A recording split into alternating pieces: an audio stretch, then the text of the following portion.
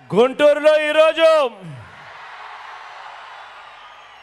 మరో ప్రపంచం కనిపిస్తా ఉంది. ఈ మహాజన సముద్రం చరిత్రలో ఎప్పటికీ కూడా నిలిచిపోతుంది. ఈ ప్రజానికం ప్రతి ఇంటి చరిత్రను కొత్త బంగారు లోకానికి తీసుకువెళుతుంది. మనందరి ప్రభుత్వానికి మద్దతుగా జరుగుతా ఉన్న మంచిని కాపాడుకునేందుకు, ఆ మంచిని కొనసాగించేందుకు ఇక్కడికి వచ్చిన ప్రతి అక్కకు, ప్రతి చెల్లెమ్మకు, ప్రతి అవ్వకు, ప్రతి తాతకు, ప్రతి సోదరుడికి, ప్రతి స్నేహితుడికి ముందుగా నిండు మనసుతో మీ ఆప్యాయతలకు మీ బిడ్డ రెండు చేతులు జోడించి పేరు పేరున హృదయపూర్వకంగా కృతజ్ఞతలు తెలుపుకుంటా ఉన్నాడు.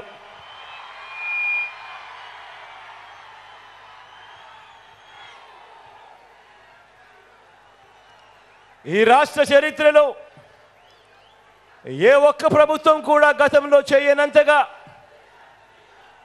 ప్రతి ఒక్క గ్రామంలోనూ పౌర సేవల్ని, పిల్లల చదువుల్ని, వైద్యాన్ని, రైతులకు అందుతా ఉన్న భరోసాను, వీటి అన్నింటితో పాటు అక్క చెల్లెమ్మల సాధికారతను, భద్రతను, అవ్వాతాతలు, వితంతువులు, దివ్యాంగుల ఆత్మగౌరవాన్ని పెంచిన ప్రభుత్వానికి మద్దతు పలకడానికి మీరంతా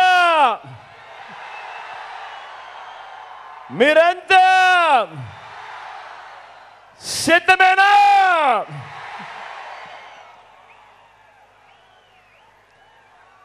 గతంలో ఎప్పుడూ జరగనట్టుగా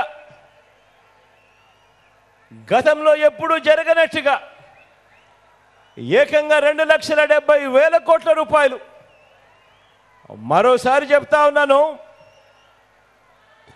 ఏకంగా 2,70,000 కోట్ల రూపాయలు, ఒక్క రూపాయి కూడా ఎక్కడ లంచం లేకుండా, ఎక్కడ వివక్షకు తావు లేకుండా నేరుగా బటన్ నొక్కి, మీ బిడ్డ 130 సార్లు బటన్ నొక్కి నా అక్క చెల్లెమ్మల కుటుంబాల చేతికి అందించిన ప్రభుత్వానికి మద్దతుగా, మీ జగన్కు మద్దతుగా, మీ బిడ్డకు మద్దతుగా 2 బటన్లు ఫ్యాన్ మీద ప్రతి ఒక్కరూ నొక్కటానికి మరో 100 మందితో చెప్పి నొక్కించడానికి మీరంతా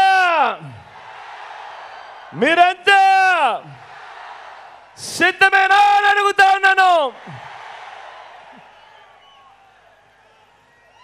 ఈసారి జరగబోతా ఉన్న ఎన్నికలు, ఈ కురుక్షేత్ర యుద్ధం చంద్రబాబు మోసాలకు, ప్రజలకు మధ్య జరగబోతా ఉన్న యుద్ధం ఇది. ఇది కేవలం చంద్రబాబుకు, జగన్కు మధ్య జరుగుతా ఉన్న యుద్ధం కాదు. ఈ యుద్ధం ప్రజలకి, చంద్రబాబు మోసాలకు మధ్య జరుగుతా ఉన్న యుద్ధం ఇది. ఇది ఇంటింటికి పెన్షన్ అందించిన ప్రభుత్వానికి, దాన్ని ఆపిన బాబు దుర్మార్గానికి మధ్య జరుగుతా ఉన్న యుద్ధం. ఇది వారి మోసాలకి, మనకున్న విశ్వసనీయతకు మధ్య జరుగుతా ఉన్న యుద్ధం. ఈ అబద్ధాల బాబుకు 2 వంతలు, ఒకరు దత్తపుత్రుడు, మరొకరు ఆయన వదినమ్మ. ఈ ముగ్గురు కలిసి రోడ్ల మీద అబద్ధాలు బుర్రకథలతో చెప్పడం మొదలుపెట్టారు. బాబు మోసాల బుర్రకథను వారిద్దరూ కూడా తానా తందానా అంటూ ఈ మధ్య కాలంలో వాళ్ళందరూ కూడా రోడ్ల మీద కనిపిస్తా ఉన్నారు. ఈ సిద్ధం సభలో మీ అందరి ముందు కూడా నేను ఒకటి చెప్పదలుచుకున్నా. మీ అందరికీ తెలిసిన విషయం, మీ బిడ్డ ఏం చేశాడు, ఈ 58 నెలల పాలనలో ఏ రకంగా మీ బిడ్డ మీ జీవితాలలో మార్పులు తీసుకొచ్చాడు అని ప్రతి సందర్భంలోనూ మీ బిడ్డ ప్రతి సిద్ధం సభలోనూ చెప్పుకుంటూ వచ్చాడు. గతంలో ఎప్పుడూ కూడా జరగని విధంగా ఏ రకంగా మీ బిడ్డ మీ జీవితాలలో వెలుగులు నింపడానికి అడుగులు వేశాడు అని చెప్పుకుంటూ వచ్చాడు. ఆలోచన చేయమని చెప్పి మీ అందరితో కూడా ప్రతి అడుగులోనూ కూడా కోరుతూ వచ్చా. గతంలో ఎప్పుడు ఇంతకుముందు జరగని విధంగా ఈ 58 నెలల కాలంలోనే ఏ రకమైన మార్పులు మీ బిడ్డ తీసుకొచ్చాడు అన్నది ప్రతి సిద్ధం సభలోనూ మీ అందరికీ కూడా చెప్పుకుంటూ వచ్చా. ఈరోజు నేను మీ అందరికీ కూడా ఒకే ఒక్క ప్రశ్న అడుగుతా ఉన్నాను.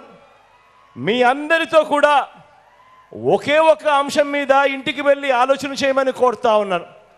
అదేమిటి అనంటే, మీ బిడ్డకు ఓటు వేయడము అనంటే ఈ 58 నెలలుగా మీకు జరుగుతూ ఉన్న మంచిని మీరందరూ కూడా కొనసాగించేందుకు మీరు ఓటు వేస్తూ ఉన్నారు అని దాని లెక్క. మీ బిడ్డకు కాకుండా చంద్రబాబు నాయుడు గారికి ఓటు వేయడము అనంటే దాని అర్థం ఈ 58 నెలలుగా మీకు జరుగుతూ ఉన్న మంచిని మీరంతటి మీరే ఇక మాకు వద్దు అని మీరంతకు మీరే ఓటు వేసినట్టు అవుతుంది అన్నది కూడా గుర్తుపెట్టుకోమని కోరుతా ఉన్నా. ప్రతి ఒక్కరూ ఆలోచన చేయమని కోరుతా ఉన్నాను. ఒక నాయకుడు అనేవాడు ఎలా ఉండాలి అని చెప్పి మనమంతా కూడా కోరుకుంటాం. మనమంతా సినిమాకు పోతాం. సినిమాకు పోయినప్పుడు సినిమాలో హీరోని చూస్తాం. అదే సినిమాలో మనం విలన్ను కూడా చూస్తాం. ఫలాని వాడు హీరో అని చెప్పడు, ఫలాని వాడు హీరో అని మనకు తెలియదు, ఫలాని వాడు విలను అని మనకు తెలియదు. కానీ ఆ హీరోకున్న గుణగుణాలను బట్టి ఆ మనిషి హీరో అని అంటాము, ఆ విలన్కున్న గుణగుణాలను బట్టి ఆ మనిషి విలను అని చెప్పి మనం అంతగా మనమే అంటాం. ఈరోజు నేను ఒకటి చెప్తా ఉన్నాను.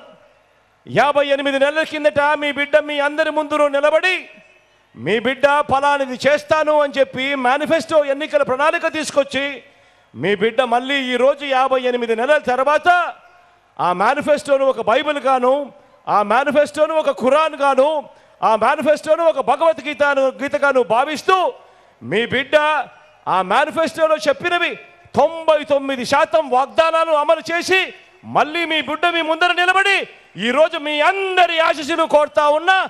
మార్పు ఒక్కసారి గమనించమని కోరుతా ఉన్నా.